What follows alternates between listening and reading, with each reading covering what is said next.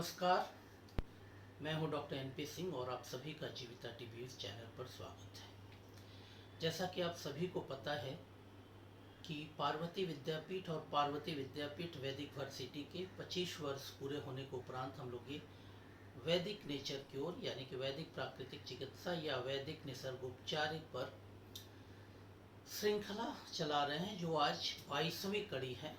25 कड़ी के बाद हम इसमें विराम देंगे और फिर बाद में हम लोग और चीज़ों पर नई नई चीज़ों पर आएंगे।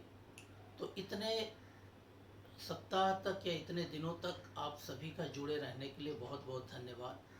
आप लोगों ने हर बार सहयोग किया है और अपने राय भी दी हैं और इसको शेयर भी किया है, तो उसी तरह शेयर करते रहिए।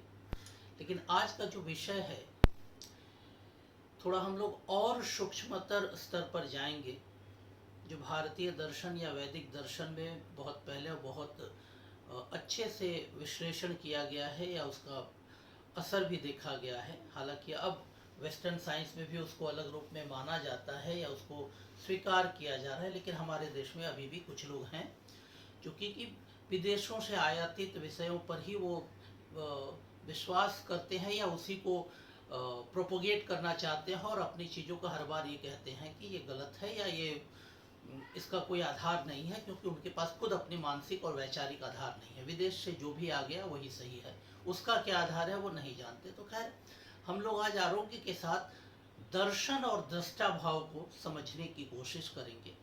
उसके पहले आप सभी से ये मेरा निवेदन है कि हर बार की तरह इसको शेयर करें, लाइक करें, कमेंट करें और आज का विषय को अंत तक पूरा देखें। 3 जो सवाल आएंगे उन पर तो जवाब देना ही है, लेकिन इसको ज़्यादा से ज़्यादा, पहले से भी ज़्यादा शेयर करें, क्योंकि ये आज बहुत ही सूक्ष्म और शटल विज्ञान है कि इसको थोड़ा और गंभीरता से समझना है। इसलिए बहुत ध्यान से सुनिएगा, क्योंकि ये सिंपल फिजिकल स्तर पर नहीं है कि एक शारीरिक रोग है उसको कैसे करेंगे। इसके सूक्ष्मतर स्तर पर है कि जो हमारे आसपास में जो हम अपनी मान्यताओं के साथ कैसे अपने शरीर और मन को और यहाँ तक कि अपने आत्मा को या अपने आप को, अपने उस सेल्फ रियलाइजेशन को कैसे हम ठीक रख सकते हैं, उसकी चर्चा है।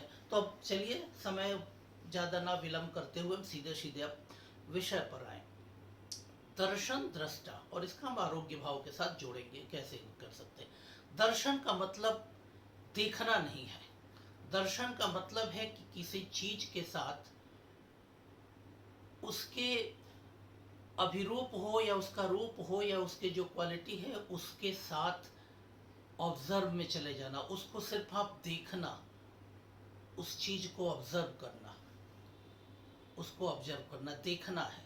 यानी जब उसको देख रहे हैं तो और चीज़ों को नहीं देख रहे, और उस देखते देखते उसकी अनुभूति को इस स्तर तक ले जाना कि वो अनुभूति आपके अपने आप से जुड़ जाए और उस जी जो देख रहे हैं उसका अनुभूति आपके अंदर आने लगे और उस अनुभूति में आप अपने को महसूस करें, और या फिर यूँ कहें कि अपने आप का जो पहला आपका अस्तित्व था, जो अपने आप में आप जुड़े हुए थे, वो अपने आप को खो जाए और इस नए जो अनुभूति हो रही है उस अनुभूति में अपने आप को देखें या उस अनुभूति में अपने आप को देखें या अपने आप में उस अनुभूति को देखें। तो ये होता है दृष्टा भाव। अब आरोग्य भाव पे बाद में आएंगे। यानी दर्शन और दृष्टा भाव है कि आप किसी चीज को देख रहे हैं, वो सिर्फ नहीं है। देखना और दर्शन में थोड़ा सा अंतर। देखना सिर्फ आपने देख लिया। दर्शन का भाव है कि किसी चीज को, किसी वस्तु को, किसी रूप को उस रूप में देखना कि वहां पे आप ठहर जाएं। ठहर जाना का मतलब है नहीं कि पैरों से रुक जाना। ठहर जाना का मतलब है कि उस समय थोड़ी देर के लिए आपका समय, आपका काल रुक गया है। आप उसमें इन्वॉल्व नहीं हो रहे हैं। कोई गेम या फिल्म देख रहे हैं तो उसमें आप इन्वॉल्व हो रहे हैं, यानी आपकी भावनाएं इन्वॉल्व हो रही है। यहाँ पे वो इन्वॉल्व नहीं हो रही, आप दर्शन कर रहे हैं, यानी कि आप अपनी भावनाओं और को छोड़ के सिर्फ देख रहे हैं। जहाँ आप अपनी भावनाएं और अपनी सोच को इन्वॉल्व करेंगे तो दर्शन नहीं होगा, वो आपके लिए सिर्फ दृश्य होगा और आप देखेंगे। यानी जब दर्शन में है तो आप वहाँ ठहर जा रहे हैं। आपकी फिजियोलॉजिकल सिस्टम यानी आपके अंदर के शरीर की जो जो क्रियाएं हैं, वो जो विचार हैं, वो थोड़ी देर के लिए ठहर जा रहे हैं। यानी जब ठहर जा रहे हैं तो आपका समय ठहर जा रहा है, घड़ी का समय नहीं, काल का समय आपके लिए ठहर जा रहा है। अपने घड़ी के समय से 2 मिनट, 4 मिनट, 5 मिनट जितना भी वो रोका, लेकिन वो 5 मिनट का घड़ी नहीं, आपके काल का 5 मिनट आपने रोक दिया, यानी कि आपके जीवन के पद्धति को 5 मिनट आपने रोक दिया। उस 5 मिनट में आपने काल से अपने आप को डिटैच करके चुपचाप रहा। आपकी शरीर की ना कोई क्रियाएं हुई, ना कोई विचार हुआ, यानी आपके शरीर के अंदर एक जैविक प्रक्रियाओं के अनुसार जो कुछ भी एनाबोलिज्म मेटाबॉलिज्म है उससे आपने तटस्थ रखा। जो नॉर्मल, जो बहुत ही सतही सूक्ष्म स्तर पर जो जरूरत है कि आपके प्राण चल रहे उतनी ही क्रियाएं हुई, बाकी आपके अंदर की ऊर्जा संग्रहित हुई, क्योंकि उस समय आपने अपने आप को डिटैच किया। ना आपने भूख के बारे में सोचा, ना आपने प्यास के बारे में सोचा, ना आपने कोई अत्यधिक कार्य करने के बारे में सोचा या किया, और ना ही चेतन अपने विचारों को इस तरह से, किसी भी तरह से विचारों के आवागमन को रोक के रखा, यानी आपने अपने 5 मिनट के लिए अपने काल की जो भी है कि जो आपके अंदर की ऊर्जा का क्षय होता उसको रोक के रखा। अब दृष्टा भाव पे आते हैं, तो उसके पहले अब हम लोग पहले दर्शन भाव को थोड़ा और से, यानी हमारी भारतीय परंपरा में, वैदिक परंपरा में बहुत पहले से ही मूर्ति या मंदिर बनाने की परंपरा है कि जहाँ आप जाएंगे और दर्शन करेंगे। माताओं को ये रहा है कि जब भी वो गर्भवती होती हैं या बच्चे जन्म होने के समय है, तो उनके सामने ऐसे रूप रखें ताकि आने वाला बच्चा उससे प्रभावित हो। तो ये हमारी परंपरा में रही है, और इसको कुछ लोगों ने कहा कि ये परंपरा नहीं है, कुरीतियाँ हैं। एक्चुअली होता क्या है कि जो लोग ऐसा बोलते हैं उनके साथ सबसे बड़ी विडंबना ये है कि वो विचारहीन तो है ही, वो चेतनाहीन भी हैं। वो मनुष्य के रूप में है, समाज में है, वो मनुष्य के रूप में, उनके पास 2 हाथ है, 2 पैर है, आँख है, सब कुछ वही है, बस चेतना नहीं है। या चेतना है तो आयातित, चेतना भी नहीं कहेंगे, वो आयातित है, वो आर्टिफिशियल इंटेलिजेंस है, वो कहीं से पोषित हो रहे हैं। उनके दिमाग में कुछ नहीं, यहाँ तक उनके पास दिमाग भी नहीं है कि वो कुछ जो न्यूरोलॉजिकल रिएक्शन हो और एक चेतना, एक विचार भी हो, तो विचार भी नहीं है। वो सिर्फ इतना जानते हैं कि हम पैरासाइट्स हैं, हमारे पास कुछ नहीं है, कहीं से आ रही है, अगर वो आ गई विचार, कोई से कोई बात आ गई, कोई कोई सोच उनके आ गई और उनके दिमाग में फीडबैक कर गई, तो बस उनके हिसाब से वो तोते की तरह रट दे जाएंगे। उनसे अगर 2 सवाल पूछ लीजिए कि तर्क आइए विज्ञान के आधार पर करिए, तो बगले झांकने लगेंगे और उल्टे सीधे भाषा के स्तर पर इतनी ज़्यादा खराब चल जाएंगे कि फिर आप उस भाषा का जवाब उस रूप में नहीं दे पाएंगे, और कभी कभी तो वो हिंसा पे भी उतर आते हैं। तो ऐसे लोगों से विनम्रता से हाथ जोड़ के दूर रहिए, या बहुत अच्छे से मुस्कुरा के छोड़ दीजिए, ताकि बता दीजिए कि आप उस स्तर तक हैं ही नहीं कि इस चीज़ को समझ पाएँ। और आप भी ऐसे लोगों की बातों को अपने दिमाग पर मत चढ़ाइए, क्योंकि उनके पास खुद ही दिमाग और चेतना नहीं है, तो वो आपके दिमाग और चेतना को कैसे प्रभावित करेंगे। तो ऐसे लोगों से न तर्क करिए, न कुछ करिए, क्योंकि विमर्श भी वहाँ किया जा सकता है जहाँ पे एक चेतना का आवरण हो या चेतना की आभा हो। विमर्श आवश्यक है, वो जरूरी होने चाहिए कि एक दूसरे से विमर्श से कभी हम एक दूसरे को प्रभावित करते हैं और एक दूसरे से सीखते भी हैं। लेकिन हम एडामेंट हो जाए कि हमने जो कहा उतना ही सही है, या आप जो बोल रहे हैं वो बिल्कुल गलत है, बिना किसी आधार के, बिना किसी तर्क के, बिना किसी ज्ञान के। इन्फॉर्मेशन कभी ज्ञान नहीं होता। सूचनाएं बहुत जगह से आती है, ये ऐसा है वैसा है, उसका आधार क्या है, उसका ज्ञान का आधार क्या है, उसका विज्ञान का आधार क्या है, तब जाके पता चलता है कि वो ज्ञान है या इन्फॉर्मेशन है। इसलिए इस पर थोड़ा सा हमें सावधान रहना है। खैर, तो दर्शन की बात जो हमारी परंपरा में रही है, हाँ ये जरूर है कि कुछ उसमें कुरीतियाँ आ गई हैं। ये कुरीतियाँ नहीं, हमारे रिवाजों में कुछ आ गई हैं, सिस्टम में कोई कुरीतियाँ नहीं हैं। फॉलो करने वाले लोगों में है कि कुछ उसमें आ गए हैं। जो केयर टेकर थे वो पुजारी बन के, और वो एक मीडिएटर बन गए कि वो ईश्वर से मिला देंगे। ये थोड़ा सा अनावश्यक है, और इसकी कोई ज़रूरत नहीं है कि ईश्वर से मिलाने के लिए या किसी भी उस तरह की अनुभूति के लिए किसी और की ज़रूरत है, किसी गुरु के अलावा। जो गुरु आपको उस प्रोसेस में ले जाए वो अलग बात है, लेकिन कोई बैठे कि मैं पूजा करा के आपको करा दूंगा, तो ये थोड़ा सा आश्चर्यचकित ही लगता है। ऐसा नहीं है। लेकिन मंदिर में जाते हैं, कोई पूजा करता है, वो करता है, वो अपनी बात है, अपनी आस्था है, बिल्कुल करें।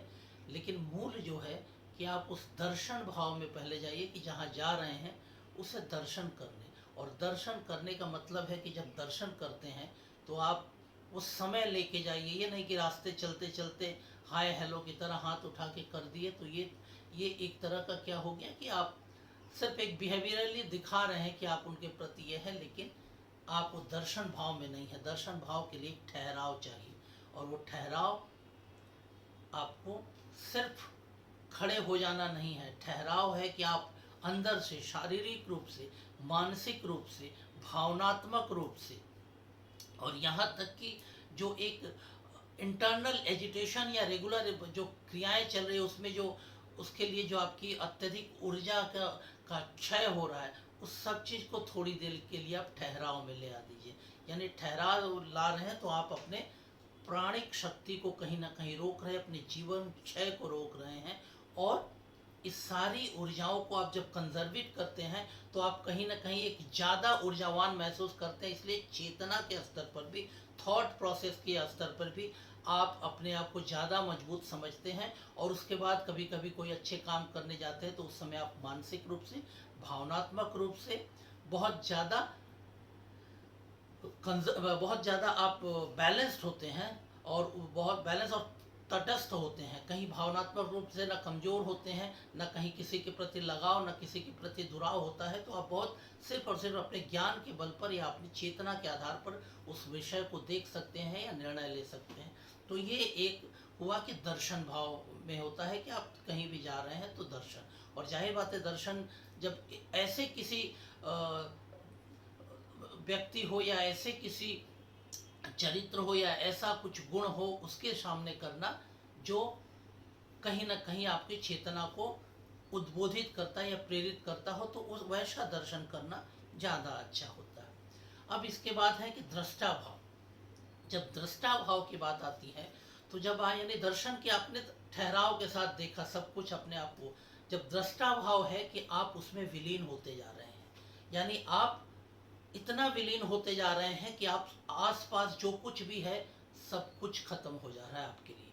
आपकी संवेदनाएं तक भी उस समय आप उससे भी तटस्थ हो जा रहे हैं। अगर आपको कोई छू ले आपको ना पता चले, आपको कोई बोले आप सुन न पाए, आपके सामने कोई अच्छे पकवान रख दे उसकी सुगंध आपके कानों में न जाए, आपके अगर जीभ पे भी कुछ रख दे आप उसका स्वाद नहीं महसूस कर पाए, तो उस स्तर पे जब आप दृष्टा भाव हो रहे हैं तो यानी जो देख रहे हैं अब उसमें विलीन हो रहे हैं। विलीन हो रहे हैं यानी अपने को खो रहे हैं, आप अपने को खो रहे हैं। अब आप खुद नहीं है, उसमें विलीन हो रहे हैं। लेकिन विलीन के साथ साथ अपने को पा भी रहे हैं। खोना का मतलब कि भौतिक स्तर पर आप अपने सेंसुअल एनर्जी को कंजर्व कर रहे हैं। अब आप जो कुछ भी महसूस कर रहे हैं आउटर वर्ल्ड के सेंस से नहीं महसूस कर रहे हैं। वहाँ जो आपके जो दिख रहा है उसके साथ जितना जुड़ते जा रहे हैं अब आप धीरे धीरे डिटैच होते जा रहे हैं। यानी फिजिक्स में एक शब्द चलता है या साइंस में एक भी, जिसको बोलते हैं हम लोग आफ्टर इमेज। और ये कभी कभी आप लोग देखेंगे सोशल मीडिया पे भी लोग आते हैं कि एक फ़ोटो देखते हैं कि देखिए चमत्कार हो रहा है यहाँ पे, थोड़ी देर के लिए देखिए, फिर आंखें बंद करिए तो इसका फ़ोटो आपको दिखने लगेगा। तो ये चमत्कार नहीं है, फिजिक्स से विज्ञान की भाषा है जिसको आफ्टर इमेज कहते हैं। और इस चीज़ को हमारे परंपरा में बहुत पहले समझा गया था, और इसको उन्होंने हमारी चेतना को और अपने आप से जुड़ने के लिए इसको उपयोग किया गया था। और यही मंदिर के पीछे की कहीं ना कहीं परिकल्पना भी रही होगी कि जब आप दृष्टा भाव से देखते हैं, पहले आपने दर्शन किया यानी आप अपने आप को ठहरा दिए कि उस समय आपके अंदर कोई विचार नहीं है, कुछ नहीं। क्योंकि विचार कोई लालसा लेके जब जोड़ते हैं तो आप कहीं ना कहीं आप भौतिक स्तर पर या कहीं ना कहीं वासना के स्तर पर पहले ही जुड़े हैं, तो आपकी जर्नी और स्टॉप हो जाएगी, आप आगे नहीं बढ़ पाएंगे। सिंपल बात है कि आप कहीं अगर किसी काम में अटक गए तो दूसरा काम नहीं कर पाएंगे। तो यहाँ भी है कि अगर आप वहाँ अटक जा रहे हैं तो नहीं आगे बढ़ पाएंगे। तो पहले आपने ठहराव किया, फिर जब दृष्टा भाव से आप जब देख रहे हैं, एक टक देख रहे हैं 20 सेकेंड 30 सेकेंड, और उसके बाद जब आंख बंद कर रहे हैं तो ये नॉर्मल फिजियोलॉजी है कि उसकी आफ्टर इमेज आएगी और आंख बंद करने पर वही इमेज आपको थोड़ी देर के लिए दिखेगी। अब वो इमेज आपने चूंकि पहले दर्शन भाव से वहाँ उपस्थित हुए हैं कि हमको इनका ही दर्शन करना है और कुछ नहीं, तो आपने पहले अपने को मानसिक और शारीरिक हर चीज के क्रियाओं से अपने आप को थोड़ी देर के लिए अलग किया, ठहराव में आ गए। अब जब आप चूंकि आपकी मानसिक भी एक कोई प्रक्रिया नहीं है, मानस भी स्थिर भाव में है, शरीर भी स्थिर भाव में है, और तब आप जब दृष्टा भाव से देख रहे हैं यानी अब उसमें विलीन हो रहे हैं, सब कुछ छोड़ रहे हैं। सेंसुअल परसेप्शन भी यानी कि आपकी ज्ञानेंद्रियां भी उस समय धीरे धीरे आप उससे भी अपने आप को अंतर्मुख कर रहे हैं, सिर्फ आप सामने चीज को दृष्टा भाव से देख रहे हैं, और आंखें बंद करके वही दृष्टा भाव जब देख रही है तो वो रूप, जिस रूप को आपने पहले सिर्फ देखा है, उसके सामने देखने के पहले आपने अपने सारे जो क्रियाएं हैं उसको ठहराव भाव में लाया, और अब आंख बंद कर जब देख रहे हैं वही आपको दिख रहा, आप जो आंख बंद करके भी वही आपको वही इमेज दिख रही है। विज्ञान की भाषा में आफ्टर इमेज है, लेकिन जब आप वही देख रहे हैं, अब यहाँ पे है कि चूंकि आपके उस समय, उसके पहले की जो आपने प्रक्रिया किया है, उस समय आप कहीं ना कहीं आपके अंदर कोई विचार नहीं है, कोई सोच नहीं है, सिर्फ है वो आप ग्रहण कर रहे हैं। आंखों के बंद करने के बाद जो इमेज आ रही है, यानी कि आप आंखें भी बंद है फिर भी वही इमेज आ रही है, और उसके पहले आपने अपने अंदर की ऊर्जाओं को संग्रहित किया है। मस्तिष्क भी कुछ काम नहीं कर रहा है, विचार भी नहीं कर रहे, यानी मन को भी आपने खाली रखा है। विज्ञान तो यहाँ तक कहता है कि आफ्टर इमेज बन रही है, उसका एक प्रभाव है, थोड़ी देर बाद वो खत्म हो जाएगी।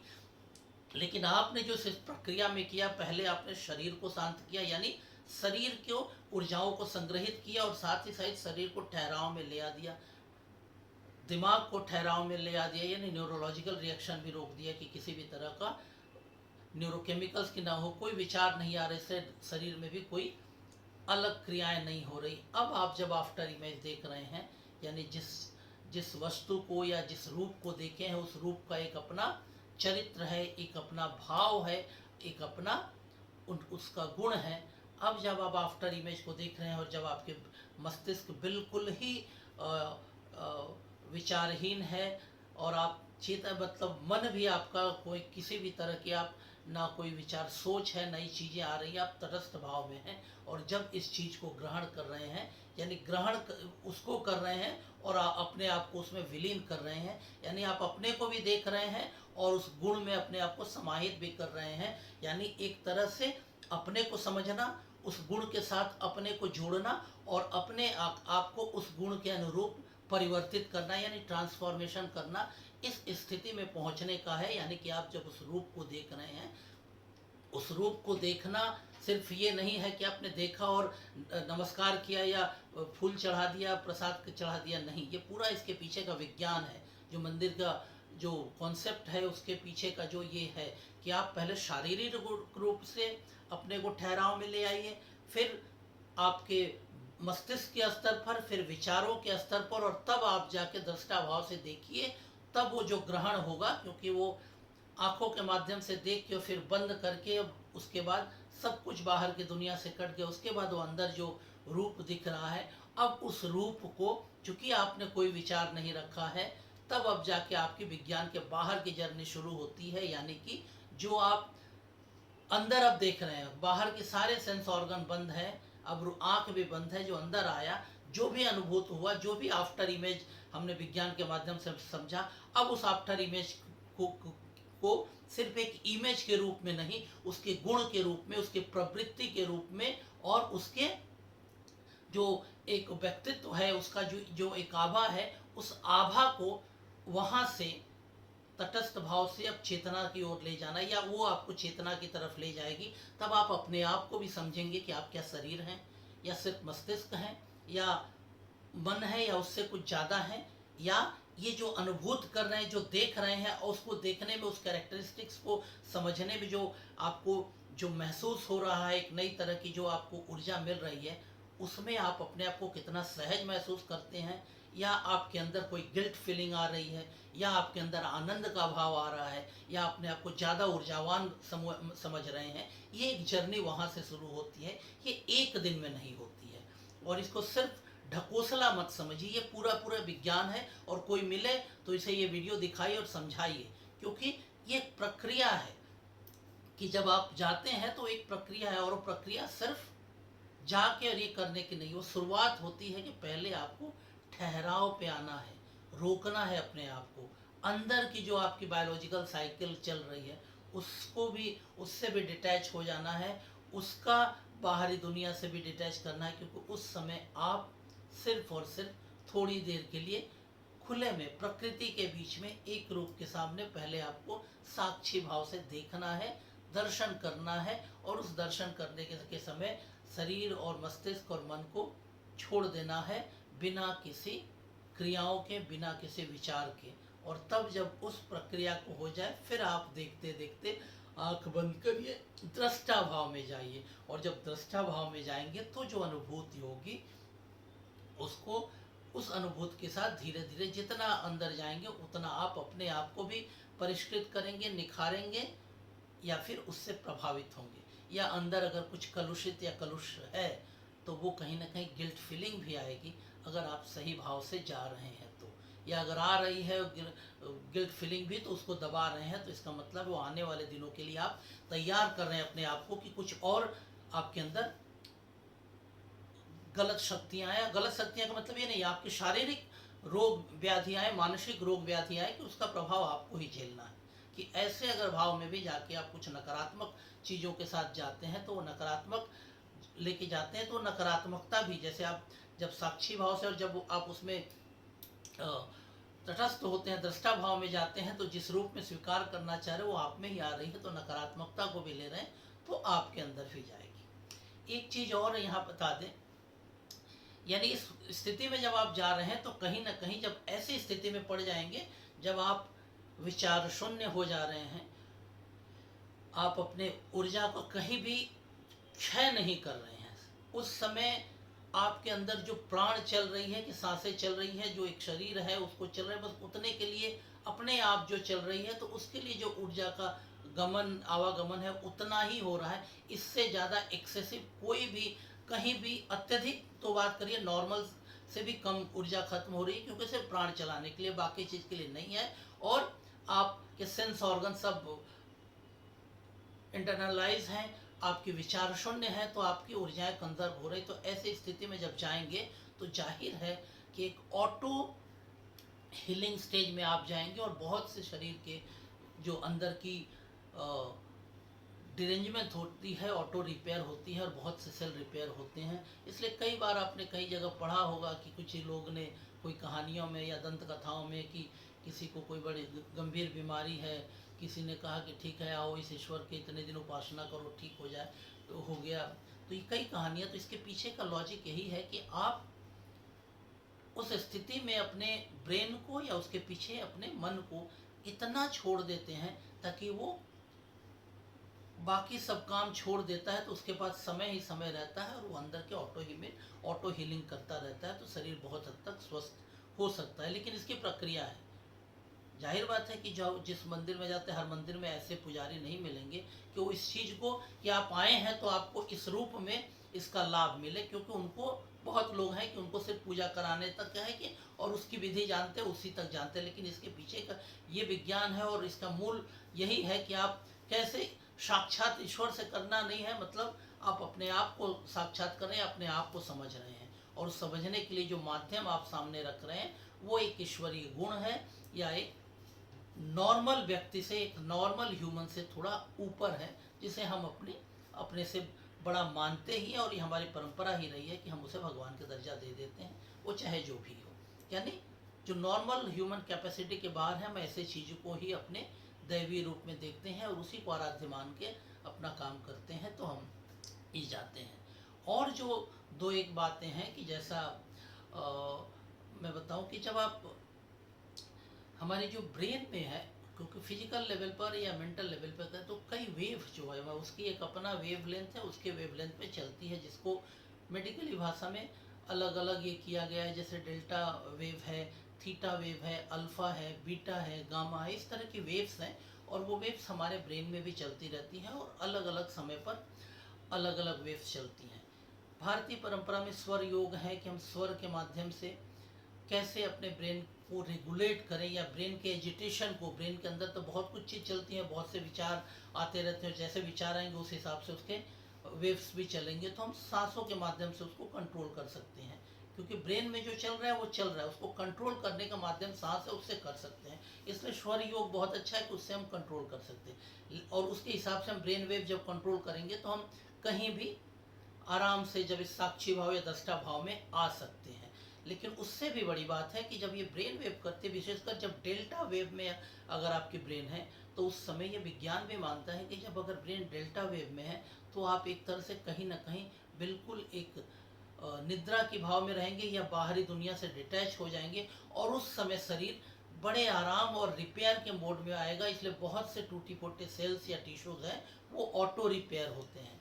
यानी डेल्टा मेडिटेशन ये माना गया कि बहुत ज़्यादा आवश्यक है, या वो डेल्टा मेडिटेशन के अंदर जब आप पहुंचते हैं तो आप धीरे धीरे अंदर इंटरनल हीलिंग होती है और आप स्वास्थ्य की ओर लौटते हैं। यानी जब आप दर्शन, दृष्टा और आरोग्य की जो बात कर रहे हैं तो ये है जो, अगर ये कहें कि शटल साइंस बोले यानी सूक्ष्म विज्ञान या एनर्जी साइंस, ऊर्जा विज्ञान बोले, कि ऊर्जा के स्तर पे काम हो रहा है। क्योंकि ये हम भी मानते हैं, हालांकि अभी भी लोग समझते हैं कि मनुष्य माने शरीर और शरीर माने स्थूल भौतिक शरीर, और कुछ हुआ तो उसके लिए दवा खाना होगा, इसीलिए नहीं। शरीर तो स्ट्रक्चर है, शरीर की इकाई सेल है। सेल की इकाई क्या है? उसके अंदर कई अवयव हैं, और अवयव को और ज़्यादा तोड़े तो कार्बन, हाइड्रोजन, ऑक्सीजन है। उसको और ज़्यादा तोड़े तो इलेक्ट्रॉन, प्रोटॉन, न्यूट्रॉन है। और अगर हम भारतीय दर्शन से करें तो तन्मत्र है, जिसको हमने तन्मत्र चिकित्सा की बात में पहले ही डिस्कस कर लिया। यानी हमारी मूल इकाई वो तन्मत्र है, और तन्मत्र ऐसा है जो अगर सामने रख दिया जाए तो हम खुली आंखों से नहीं देख सकते। यानी एक तरह से वो अव्यक्त है। उस अव्यक्त का मैनिफेस्टेशन होते होते होते होते एक व्यक्त रूप आया है। तो इस व्यक्त रूप या ये शारीरिक जो शरीर दिख रहा है उसका सूक्ष्म रूप है वो तन्मत्र, और तन्मत्र को मिला के ही सब बना है। यानी हम उस तन्मत्र तक पहुंच रहे हैं, उस तन्मत्र को ही पोषित कर रहे हैं, या उस तन्मत्र के स्तर पर, यानी वो तन्मत्र है तो वहां तक भी वो सूक्ष्म है, वो फिजिकल बॉडी इस रूप में नहीं है। और वहां से जा रही है, और सेलुलर स्तर पर बात करें तो वहां पे मेटाबॉलिज्म हो रही है, वहां से ऊर्जा निकल रही है, और वो ऊर्जा सारे शरीर में जा रही है। यानी कि हमारा प्रोटोप्लाज्म जो है सेल के अंदर, वहाँ मेटाबॉलिज्म हो रहा है, और वो मेटाबॉलिज्म से जो एनर्जी हो रही है, तो एनर्जी जब चल रही है तो ये शरीर का जीवंत रूप है। अगर वो एनर्जी ना चले तो शरीर का जीवंत रूप नहीं है। यानी कहीं ना कहीं मूल में वो ऊर्जा है, और वो ऊर्जा क्या है? ऊर्जा शरीर नहीं है, ऊर्जा की वजह से शरीर है, यानी ऊर्जा कारण है इस शरीर को जीवंत रखने का। तो इसलिए हम फिजिकल बॉडी को स्ट्रक्चर नहीं करें। इसलिए जब विज्ञान को सूक्ष्मतर स्तर पर करें कि अगर हमारे शरीर के अंदर यानी सेल के अंदर, अगर कोशिकाओं के अंदर प्रोटोप्लाज्म नहीं रहे तो आपके पूरे शरीर होके भी मेटाबॉलिज्म नहीं होगा। प्रोटोप्लाज्म ठीक तरह से मेटाबॉलिज्म नहीं करे तो एनर्जी प्रॉपर नहीं जाएगी, और अगर एनर्जी लिबरेट भी होगा, उसका कंडक्शन प्रॉपर एक जगह से दूसरी जगह सर्कुलेशन नहीं हो तो भी नहीं होगा। यानी ऊर्जा का उत्पादन और ऊर्जा का संचालन, ये दो चीज़ें बहुत ज़्यादा जरूरी है। इसलिए ऊर्जा के बगैर, प्राण के बगैर कुछ नहीं है। और प्राण हम कहाँ से लाते हैं? प्राण है तो शरीर है। इसीलिए ये सारी प्रक्रियाएं हैं कि हम प्राण का संचय कैसे करें, प्राण का विस्तार कैसे करें। क्योंकि हमने काल में भी बात की थी कि किस तरह आप अपने एजिंग प्रोसेस को भी डिले कर सकते हैं, और अपने जीवन क्षय को भी रोक कम कर सकते हैं, और जीवन की स्पैन को, लाइफ स्पैन को कैसे बढ़ा सकते हैं। तो काल का क्षय रोकना, या काल को कैसे हम थोड़ा सा रेगुलेट कर सकते हैं। अपने आप को समझना, और अपने आप को समझना, सेल्फ रियलाइजेशन का मतलब ये नहीं है कि ईश्वर से मिल जाना, वो तो है, लेकिन आप जब अपने आप को पूरा समझ जाते हैं तो ये भी आप समझ जाते हैं कि जिस शरीर के अंदर आप हैं उस शरीर के अंदर क्या क्या बाधाएं हैं जो आपको आगे अपने आप तक पहुंचने में रोकती है। तो आप अपने सेंसुअल जो आपके परसेप्शन है उसमें भी क्या व्याधियां हैं, क्या सुविधाएं हैं, आप समझते हैं? समझते ही नहीं, रियलाइज करते हैं। जैसे आप किसी को कोई रोग है और वो जानता है इस रोग में ये चीज़ परहेज है, नहीं करना है, वो जानते हुए भी करता है। इसका मतलब वो जानता है, इन्फॉर्मेशन है, लेकिन वो उसको रियलाइज नहीं करता, उसको अनुभूत के स्तर पर या चेतना के स्तर पर नहीं ले जाता। इसलिए नहीं, उस चीज़ को जानते हुए भी उसको परहेज नहीं करता। लेकिन जब वो चेतना के स्तर पर चली जाती है तो वो स्वतः ही छोड़ देता है कि ना, ये हमारे इस शरीर या इस आत्मा के लिए सही नहीं है, तो इसे हटा दिया जाए। तो वो व्यक्ति खुद ही करता है। यानी ये सेल्फ रियलाइजेशन में जब आप इंटरनल हीलिंग की बात आती है तो चेतना में भी उस तरह आप समाहित होते हैं, या चेतना इस तरह जुड़ते हैं, और वो चेतना कहीं ना कहीं आपको गाइड करती है फिजिकल लेवल पे भी करने के लिए। उसके अनुरूप आपके सेंस ऑर्गन भी काम करने लगते हैं, न कि सेंस ऑर्गन के अनुरूप आप चालित होते हैं। सेंस ऑर्गन अंडर रेगुलेशन आता है, और तब आप, जाहिर बात है कि आप बहुत सहज महसूस करते हैं, और मेंटल प्रेशर भी कम हो जाता है कि तब आपको लगता है कि आपके सिस्टम अब आपको गाइड करने की, उसके लिए तनाव लेने की ज़रूरत नहीं। सिस्टम ऑटो मोड में आ गया है, और वो समझ रहा है कि कहाँ सही है, कहाँ गलत है। कि देख के भी लगेगा कि नहीं, ये नहीं खाना है, ये हमारे लिए सही नहीं है, या लग जाएगा, शरीर बोल देगा कि आज नहीं खाना, आज शरीर बता रहा है कि शरीर को रेस्ट की ज़रूरत है, आज हमको रेस्ट लेना है, आज नहीं खाना है, तो उस जगह पे आप इस चीज़ को जा सकते हैं। इसलिए दर्शन किसी चीज़ को कैसे करें, दृष्टा कैसे बने और उसका आरोग्य कैसे हो, ये तीनों चीज़ को विज्ञान है। और इन लोगों को समझाइए, और जो ढकोसलेबाज हैं, जो इसको गलत बोलते हैं, एक्चुअली उनको बोलियो कि आप लोग बहुत बड़े ढकोसलेबाज हैं, और वर्षों से नहीं, सदियों से आप लोगों ने यही किया है। आप बताइए कि आपकी मंशा क्या है। आपने बिना जाने इसको बदनाम करने को, इसको गलत साबित करने की कोशिश की है, तो इसके पीछे आपकी मंशा क्या है। जिन लोगों ने कहा है, क्यों, क्या उनको बाहर से या कुछ ऐसे लोग उनको पोषित करते हैं कि यहाँ की संस्कृति, यहाँ के विज्ञान को अगर हम दबा दें, इसको गलत साबित कर दें, लोगों का इससे फ़ायदा ना मिले, तो उनका क्या लाभ मिलेगा, ये पूछिएगा ज़रूर। क्योंकि ये बहुत बड़ी बात है कि हमारी सदियों से हमारे ज्ञान को दबाने की, तोड़ने के लिए बहुत कोशिश की गई, और इसी ज्ञान से सारा विश्व अलग अलग नामों से यहीं से ज्ञान लेके उसको नए नाम देके, नए नामकरण देके लोगों तक पहुंचाते रहे हैं, और उस पर क्लेम करते रहे कि ये हमारा है, लेकिन वो चीज़ें हमारे विज्ञान में मौजूद हैं। इसलिए हमारा उद्देश्य है कि हम उन चीज़ों को सामने ले आएँ, और जो लोग इसका विरोध करते हैं या इसके खिलाफ है, तो उनकी मंशा आप अच्छे से समझ सकते हैं। तो आज का जो भी एपिसोड रहा, उस पर आप अपनी राय ज़रूर दीजिएगा। और आज 3 सवाल जो हैं, तो पहला तो यही है कि दर्शन क्या है, दृष्टा क्या है, ये दोनों चीज़ें ये हैं। तो 2 सवाल तो ये हो गए कि दर्शन क्या है, दृष्टा क्या है, और तीसरा जो है कि दर्शन से दृष्टा भाव में और दृष्टा से सेल्फ रियलाइजेशन में हम कैसे पहुंच रहे हैं, और कैसे हमारा आरोग्य हो रहा है। तो ये चीज़ को आप बिल्कुल बताइए, और उस पर जवाब दीजिए, और आज के एपिसोड पर अपनी राय दीजिए, आपको कैसा लगा ये भी बताइए। और जैसा कि आपको हम लोगों ने पहले भी बताया कि हम बहुत जल्द पंचकोश या पंचकोश थेरापी पर, पंच प्राण पे, नाड़ी विज्ञान पे, नाड़ी विज्ञान मतलब नाड़ी, जो हमने नाड़ियों की चर्चा की, अलग अलग नाड़ियों को कैसे एक्टिवेट करके हम ठीक कर सकते हैं वो, और हमारे तन्मत्र चिकित्सा, इस पर हम बहुत जल्दी अलग पाठ्यक्रम करेंगे। जो भी इंटरेस्टेड हो, इसे मेल आईडी पे संपर्क करें, वो भी ऑनलाइन होगा, नॉमिनल कोर्स पे होगा। और जो भी प्रैक्टिकली सीखना चाहते हैं कि आके क्लिनिक में सब कुछ सीखना चाहते हैं, वो भी संपर्क कर सकते हैं। हमारा हर विषय पर इंटर्नशिप होता है, हमारे पेशेंट पर को हम लोग कैसे डील करते हैं, किस तरह उसके हम लोग केस टेकिंग करते हैं, और किस तरह इन सारी चीज़ों को अलग अलग असुविधाओं में, अलग अलग डिसऑर्डर में अप्लाई करते हैं, तो वो भी सीख सकते हैं। तो आज के लिए इतना ही, अगले हफ्ते फिर मिलते हैं। तब तक के लिए आप स्वस्थ रहिए, और अपने को भी दर्शन और दृष्टा भाव से जोड़ने की कोशिश करिए। तो धन्यवाद, स्वस्थ रहिए, नमस्कार।